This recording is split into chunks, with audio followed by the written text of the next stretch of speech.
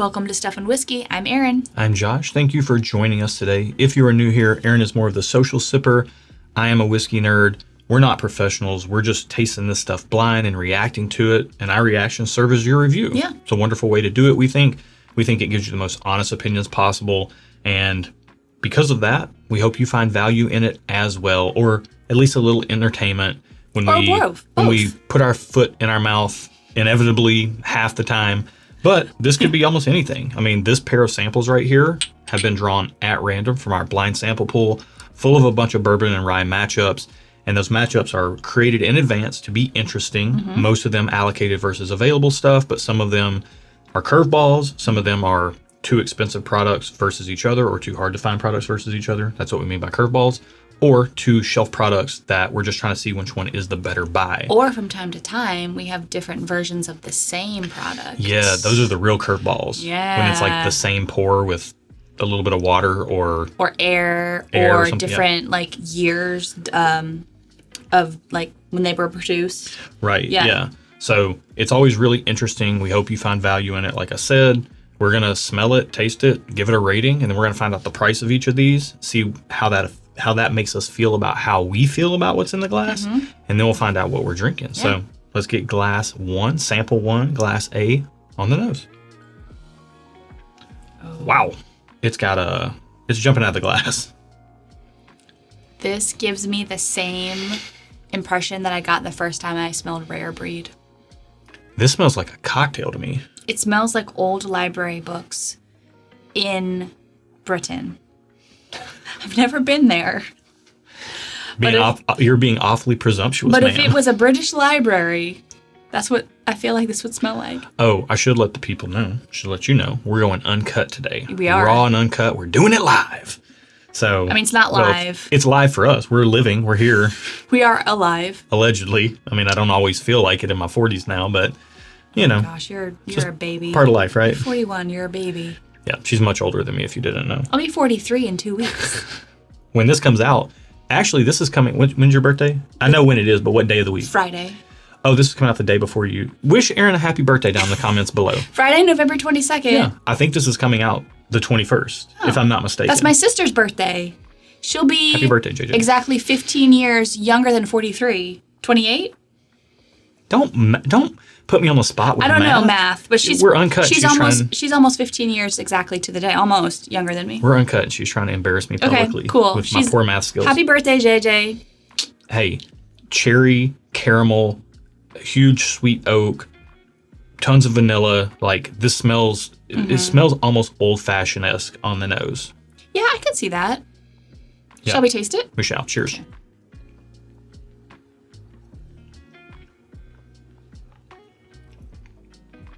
Oh, wow. Okay. I need another sip. Wow. Okay. That kind of tastes old-fashioned-esque to me. Mm-hmm. Man, I'm getting such a crazy, prominent, like, cherry orange flavor. You put that in my head, and now I can't get that out of my head. Look, if you like old fashions, just whatever this is, buy this bottle if you can, and put it on ice, and you have an old fashioned in a glass. That's crazy. Yeah. Because you ruined this because I get that now too. Can we pull back the curtain? Can we open the kimono for them? Do they want to see what's under the kimono? I mean, you can pull back the curtain and then I'll open the kimono. Okay. Okay, we just lost all our viewers. Yep. Forget it. Let's give you a peek behind the scenes. Okay. We usually batch record content over several hours, so a week of content is recorded all at once. Earlier today, we did a cocktail episode. We did. Which, if you didn't catch that on Tuesday's video, that's what it was. Yep. And we did Boulevardiers, which are bourbon, equal parts bourbon, sweet vermouth, and Campari. And the Campari adds a little bit of bitterness, and then you garnish with an orange. Take away the bitter element, but like the bourbon and the sweet vermouth, that kind of like cherry, bourbony flavor, that's what this takes. And with the orange too. It's all here. Yeah, I can see that. And honestly, I can't add anything new to what you've said. So I think that's pretty on par. This does feel proofy, and I think I appreciate that because the heat or the finish, the proofiness kind of counteracts what I would almost think would be too sweet.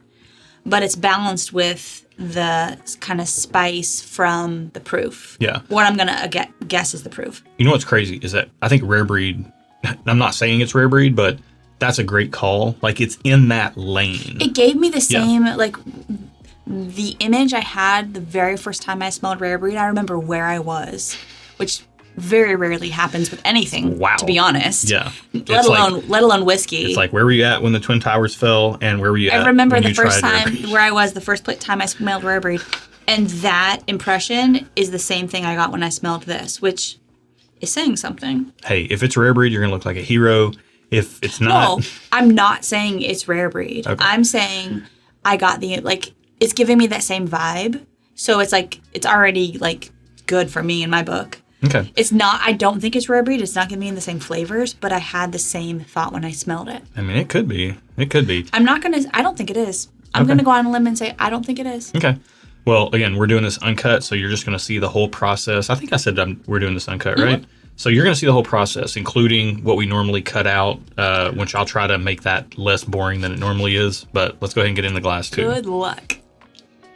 Wow. This is very fragrant as well. Yeah, this smells less dark.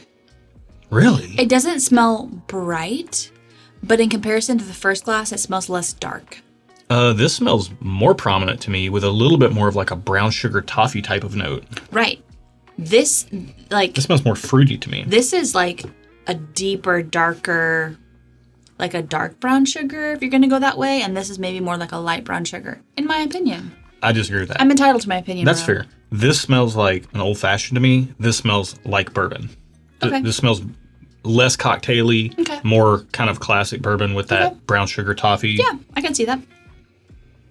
I'm not getting a lot of fruit on this. Yeah. Unless I go way in the background, and then I can kind of get like honestly, we've been eating a lot of airheads around here, a lot of little mini airheads, and I can get like a cherry airhead on the far back end. Okay. Like if I really take a big, deep sniff. Is that wishful thinking? Maybe. I mean, I really would like a cherry airhead right now. Let's drink the whiskey. How about that? Let's go.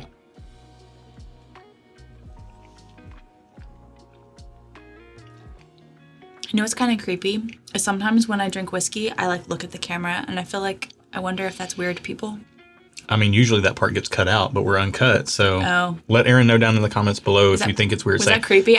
Say happy birthday, and it's weird that you stare right at me while you're drinking whiskey.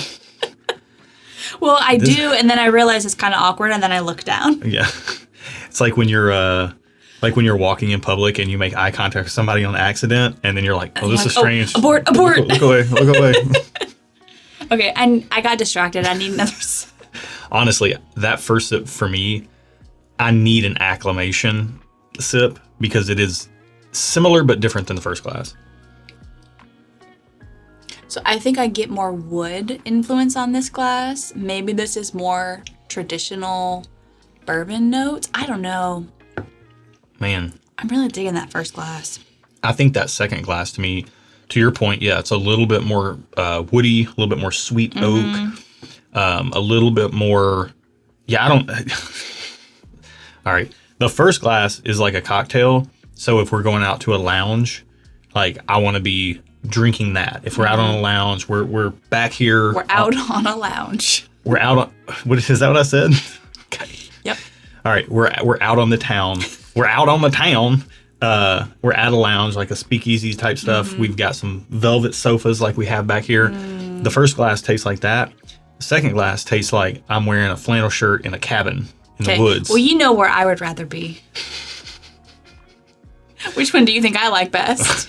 That's fair. I see merit in both. Oh, I see merit in both. I just would enjoy one. Let's just say I'm not a cabin girl. Yeah. Don't take me camping. I'm good. Glamping only. No. And even then, that's not. Honestly, I'd rather just be at a speakeasy. Yeah. Low lighting is my favorite. All right. The second glass to me, the nose carries through. More brown sugar, more toffee than the first glass. There's a little bit more of I don't know how to describe it. It's almost like an astringent note on the finish of the second glass. That's it. It almost tastes a little bitter and chemically, which is a weird note to call out, but it definitely has that going on with it. Almost kind of like chlorine-ish. In that way. For me, what chemically, I think the chemical chlorine. I mentioned that earlier today, we did the Boulevardier video, and that has Campari in it, and the way Campari finishes with like a bitter finish, I kind of get that on the second glass. Oh, interesting. And that's only front of mind because it happened earlier today, but this glass to me has a little bit more of that on it. Okay. And it, to me, has a little bit more impact than the first glass. But I don't know. I do need to clear my palate, start with the second glass, go back to the first. That's what Erin's doing right now. And you're going to see it all uncut right here. I'm sorry if this next part is boring. This is normally what we cut out. But we're not going to do that today because Josh needs some reprieve on his editing. I do. And it's fun for you guys to see the whole process from time to time. Usually right here, I'm waiting long bouts of time between sips. I'm closing my eyes. I'm taking sips of things without us talking. And I feel like that gives you the most honest assessment as well as the most critical assessment that I can possibly give. But from time to time, it is good that you see the process. So you've ran through it. This is typically what happens. Erin is done in the first... I'm not done. 30 seconds. Oh. I got confused. We got a horse race on our hands? Okay. I think I actually need the time not talking and not thinking about talking to the camera as well. That helps me like actually pay attention. Look, you needed me and you didn't even know it. No, I need us to cut this so I can actually like not think about the fact that we're going to be boring people. We can't. We're uncut. Oh my gosh. Okay. Maybe we'll have like a moment of silence. We will not. Yeah. Coming back to the second glass, it's really interesting because a lot of times you can take a sip of water, you can take some time, you can come back, and a glass can give you something wildly different than what you had. I'm not getting that. I'm getting the exact same experience on glass 2 that I got before. Did you say cherry on glass 2? Yeah. I'm getting cherry. The cherry airhead, remember? In the background? Sorry, now I'm like really trying to pay attention and I'm trying to like focus. I can do this quickly if I can focus. Oh, wow. I'm getting more like, going back to the first glass, I'm getting a little bit more of like a baking spice. Like a cinnamon, nutmeg, clove type of thing going on. Almost take my breath away. I'm good. I got it. Do you? I got this, bro. I need to come back to the second glass after having the first glass again because the finish on the first glass, it got me down here. So you've had like a beard hair for the last two videos. You just let me go this long? Well, no one can see it except me, and now it's gone. Unless you saw it this whole time. No, it's only from the side. It's fine. Sometimes I turn my head to look at you. It's fine. If that beard hair has been here all week long and you've been like, why in the world is that there? Now you know why. My wife was not looking out for me. Oh, I was. It's a crying shame. It finally got to me and I had to say something. Wow. Okay. Go ahead. The finish on glass 1 is like still going. Say what you gotta say. Say it with your chest. I really like glass 1. Okay. So you like it more than glass 2? Yep. It helps when you keep talking. Well, I really like glass 1. What more do you need to know? Like you like it more than glass? I like glass 1 more than glass 2. Okay. I don't know why, but I do. Ratings? You've done this channel before. I know, but like I didn't know if we're ready to give ratings. We are. Okay. I'm like waiting for you to give ratings so you can stall for me. Okay, so I'm going to give glass 1. I almost want to give it 2 thumbs up, but it's not there. It's thumbs up. And whoa, there's fuzz. Glass 2 is getting just okay. Only in comparison to glass 1. So for me, the just okay rating is I don't have to have it in my home. Maybe I'll get a drink of it if we're out and I see it at a bar or somewhere or someone's home. But we don't have to spend our money to buy a bottle of it. Glass 1, thumbs up means I would like a bottle of it in our home. I would allocate our budget to buy a bottle of this. I don't have to have it, which would be what 2 thumbs up would be, but I would like it. So thumbs up to glass 1, just okay on glass 2. Okay. I'm going to go thumbs up on both of them. I like them both for slightly different reasons. They seem very, very similar to me. I do think the finish goes towards glass 1, and I am really liking that kind of old-fashioned cocktail flavor profile of it, whereas glass 2 does lean a little bit more towards the brown sugar side of the equation, toffee. Still has the same cherry orange notes that the first glass has. Man, these could be the same distillery in my opinion. Yeah, but it gets a little, that bitterness has held the entire time. That slight bitter on the finish. On glass 2? Yeah, and I again, they're getting the same rating for me. I just prefer glass 1 as well.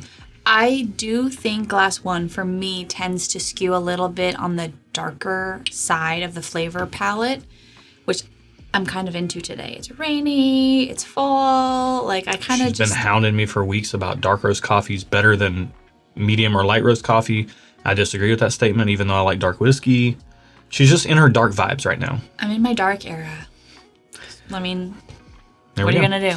All right, so we're going to find out price and see if that changes anything for us. Okay. We're both thumbs up on glass 1. You're just okay on glass 2. I am thumbs up on glass 2. Yep. Even though I do prefer glass 1. I think they taste like good Kentucky bourbon to me. So let's find out the price on glass 1, number 42. They're both more than I want to spend. How much are they? I mean, these to me, these seem like rare breed-esque, but better, like a cut above. It's like $100 I feel like is a fair price. Okay. Glass 1, number 42. $150. Really? Yeah. I mean, it's good, but that's a lot of money to part with. It's really good. It's really good. Spoiler alert, very good. What's the price on glass number 2? $200. Really? Yeah. I have to go thumbs down on glass 2, only because there's no way I'm spending $200 on something that started out just okay. That's fair. So for me, a thumbs down is we're not buying it. I probably wouldn't buy a pour of it because whatever glass 1 is, I'd get instead. That's fair. I'm going to go down to just okay on glass 2 because, again, I prefer glass 1. So if I could get glass 1 for $150, I'll be happy to buy it. Now I guess here's what I'm trying to say.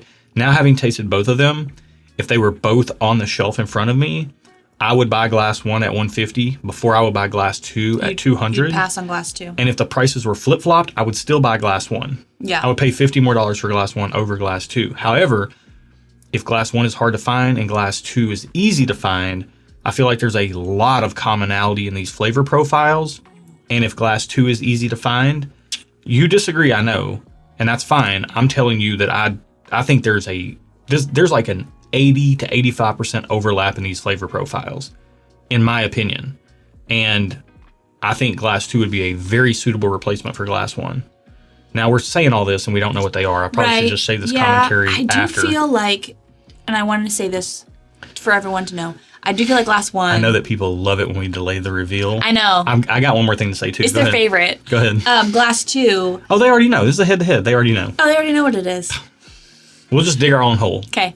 Glass 2 is very strong cherry notes. Whereas I get that more on glass 1. I'm not getting that as much as glass 1. Glass 1, there's more of like a darkness. Okay.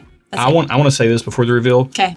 In the comments below, I would like you to know, or I would like you to let us know, do you like it when I say things like that about, like, if this were 150 or even 200, I would prefer this over glass 2 if it's easier to find or whatever. Like, do you want to know my thought process before the reveal? Because I feel like if I deliver it before the reveal, it does delay the reveal, and I know that gets on some people's nerves. But it's more honest. So let us know down in the comments below. We're not belaboring the point. Look, if we wanted to make quick YouTube content, we'd make shorts. We do this because we're just hanging out with you guys, having pours together, and thank you for joining us for that. But we want it to be honest, and that's what the blind tastings do. And I feel like that sort of commentary needs to come out before we find out what we're talking about. If you agree with that, please let me know in the comments below. And if you disagree with that and you'd rather just go ahead and get to the reveal and then us talk about it after the fact, knowing that I'm not really going to change my opinion anyways. He won't change his opinion, but he might soften the blow once he knows what something is. It's fair. So if you guys want a true 100% unbiased opinion from Josh, we have to do this before the reveal. Yeah. Like, I'm letting you know that now. If you don't care, then that's fine. But if that's what you want, it has to be before the reveal. Right, let us know in the comments below. Let's find out what we're drinking. All right, we are drinking. Glass number 1, our favorite is number 42. Remus Gatsby Reserve. It's 98. That drink's higher proof. Yeah. I would have put that at like close to 110. I would have guessed over 100, probably between 100 and 110. What's glass number 2? Number 41. Eagle Rare 17 year. It's 101 proof. And both of these samples... Hang on. No. Both of these samples are thanks to Bill and Delia Kavanaugh. So thank you, Kavanaughs, for sending us these. Thank you, guys. And these are both the 2023 Remus and the 2023 Eagle Rare. Yeah. 41, glass number 2 is Eagle Rare 17 year. Eagle Rare 17 year. So why did you give me that face? Because Eagle Rare is supposed to be great? The 17? I mean, the people said that the 2023 Eagle Rare 17 year is the best one that's ever been released. And I don't disagree with that. I've tasted it non-blind. It's a phenomenal whiskey. Again, now this is why doing a blind is important. Here we go. MGP, where Remus is from, and Buffalo Trace, where Eagle Rare is from, their flavor profiles in blind tastings often get mixed up. Not just for us, not just for me. It happens to from us little guys like me, all the way up to the bourbon junkies and everybody in between. It happens. Interesting. If the whiskey's good, they both have this kind of like fruit forward, rich flavor profile that leans on the sweet side, and these both did that. What's interesting here is that Eagle Rare 17 on secondary is going to cost you $1,800. Oh my gosh! And Remus Gatsby is just going to be out there for $200 or $300 all the time. No, just period. Well, you put 150. I think are you sure I think you mix the prices up, or I mix the prices up, because Eagle Rare is 150. Eagle Rare 15 or 17 is 150. I mix the prices up. That's my bad. So Gatsby is 200. Okay. Which I'm glad I said that now. That's why I say stuff before the reveal, because I said even if this were 200 and this were 150, I would still buy this first. So look at glass. You know what? It's just like the NFL. This is scripted. Let's clear it up. Glass number 1, $200. Glass number 2, $150. Yeah. We both still preferred glass number 1, yeah, even knowing it was $200. Cool. Okay. That's wild. Okay. Now, here's the thing. This is why we do it blind. Now that I know it's Eagle Rare 17, I'm smelling it and I'm getting that deep grape note. This is why I said what I said. As much as Josh tries to be unbiased, because he is a whiskey nerd, it is virtually impossible for him to be unbiased. Tell him. Preach. That's enough said. Like, he tries his best, but he can't help it because he is a whiskey nerd, and all you whiskey nerds know, once you know... We're all the same. Yeah. All you whiskey nerds are the same. You try, but you can't be unbiased. So this is why we belabor the point and delay the reveal, because we have to get all of our thoughts out about what we think before the reveal. Because whatever Josh says after the reveal, take it with a grain of salt. He's being honest. He's doing his best, but take it with a grain of salt, because now he knows what he's supposed to say or supposed to taste, and he's tasting probably what he's supposed to taste. I don't know the difference, but honestly, I don't have many opinions anyway, so it's fine. I just tasted them knowing what they are. While Eagle Rare 17 is very good, the Remus Gatsby from 2023 is better. Slightly, it's got a better finish. I like the flavor profile slightly more. I just liked it because it was darker. And here's the thing too. I'm almost wishing this were not an uncut. I got so many thoughts running through my head right now. It's tough. I almost wish this were not an uncut so I could polish it up, because this is a really interesting matchup. Hopefully seeing the completely unedited process is enlightening to you. But when it comes to these two pours, you can find Gatsby pretty much every year if you're willing to pay for it. Okay. And aged MGP is very good. Okay. Whereas Buffalo Trace, again, you're not going to find it. I had another point in there I was going to make, and I just had there was a train wreck of ideas that I wanted to express in my head, and I could not get them out. But this was very, very interesting. Yeah. Very interesting. It was fun. I really like doing these uncut. Yeah. I would love to remember what I was trying to say. I would also love for you to check out the link in the video description below to our Patreon community, where you can get plugged into a great online community full of good people who like good whiskey. For as little as $3 a month, you can join Patreon, which will get you access to our Discord, which is where all this stuff is going down. People are trading samples, helping each other find bottles. You could just get on there and be like, hey, this Remus Gatsby just beat Eagle Rare 17. I would like to find a bottle.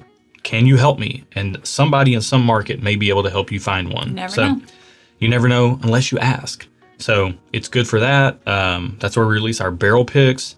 All kinds of good stuff is going down there. Bonus content, bonus live streams, doing one of those a little bit later today. You can also check out our shirts, like this shirt, as well as other shirts, glassware, all kinds of stuff over at stuffandwhiskey.com. Boy, oh boy, I'm really upset that I can't remember that point. I can see the wheels in your brain just like turning. You're trying to keep it together. This glassware's over there, the super swirlable There's glassware. nothing in there. Can't. Try that one. There you go. There we go. There Look, you I mean, go. it's a regular. Okay. Okay. We got to wrap this up. We do.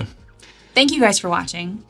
Be good to each other. And until next time, cheers. Cheers. And I'm going to be bothered by the rest of the day because I can't remember what I was trying to say. It's okay.